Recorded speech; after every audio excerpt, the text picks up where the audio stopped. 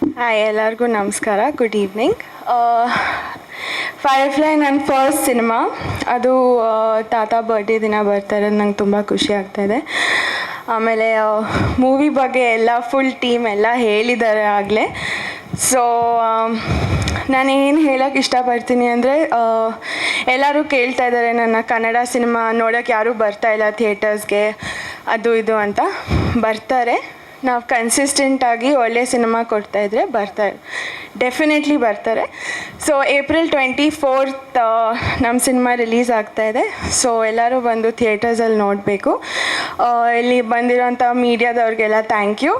And ಅಮ್ಮ ಅಪ್ಪ thank you.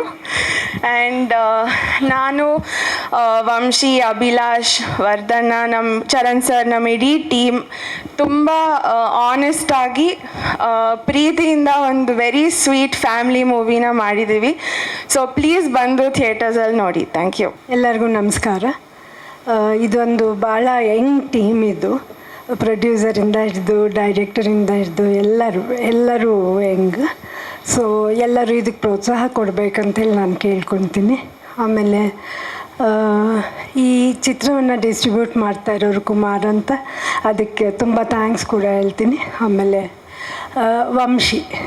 Vamshi ಬಗ್ಗೆ ಹೇಳಬೇಕಂದ್ರೆ, ಫಸ್ಟ್ ಕತೆ ತಗೊಂಡು ಬಂದಾಗ ನಿವೇದಿತಾ ಹೊರಗಡೆ ಕತೆ ಕೇಳಿ ಬಂದ ಕೂಡಲೇ ತುಂಬ ಚೆನ್ನಾಗಿದೆ ಅಂತ ಹೇಳಿದ್ಲು. ಅವ್ರ ತಂದೆ ಕೇಳಿದ್ಲು.